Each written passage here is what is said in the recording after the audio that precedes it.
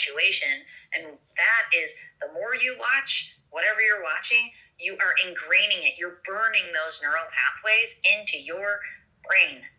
The more you consume, the more those pathways are being traversed, and they are being, it's just like a pathway in the real world. If it has weeds on it and you start taking that pathway every single day 5 times, before you know it, that pathway is ingrained and it's easy to traverse.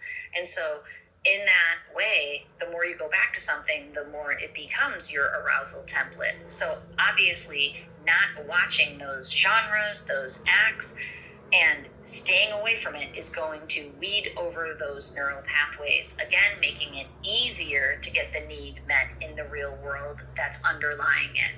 But will it go away? Yes. If you stop watching it and you figure out what the need is and you get the need served in a healthy way, it will die way down and possibly go away. But I have another suggestion, coaching suggestion for you, is that if that fetish is healthy, remotely, emotionally, physically, sexually healthy for you, it can be integrated into your healthy sex life. So if it's an act that you've seen and it's something that your partner would be into and you can enjoy it together, and it does bring you this high level of arousal, it does bring you a lot of dopamine.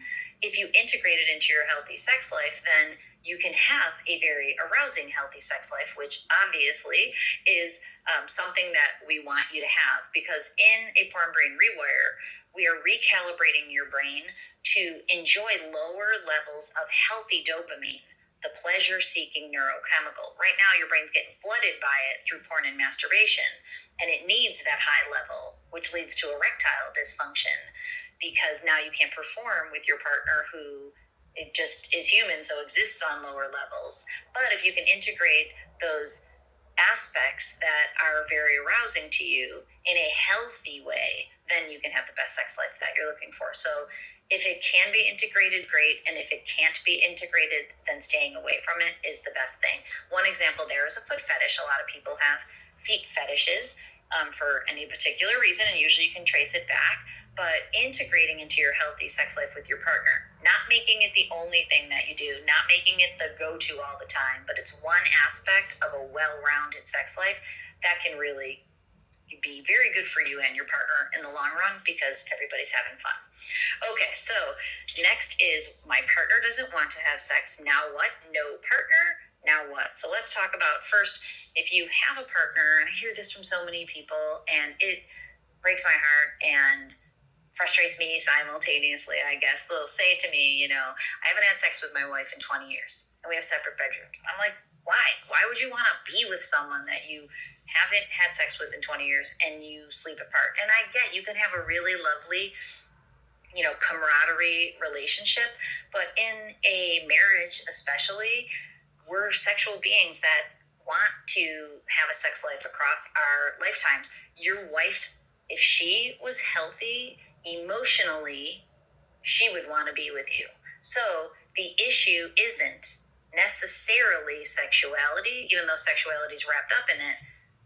It is emotional health. So let me break that down, is that if you've been watching porn and your sex life is broken down and your emotional, intimate connection through physical intimacy or sex is broken down, the whole thing's become distorted for both of you, which means you might not want to be with her and she might not want to be with you.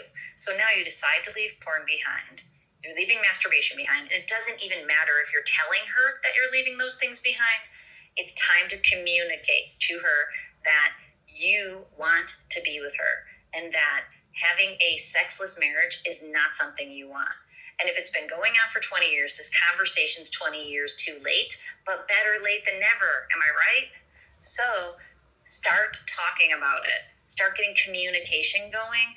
Healthy communication can save your sex life. So you start talking about what you want and ask your partner what she wants. And if she doesn't want to be with you, find out why she doesn't want to be with you and solve those problems, because life is way too short to endure a life of having a secret sex life on the side because you're not willing to have communication and interact with your partner who's supposed to be your partner in crime.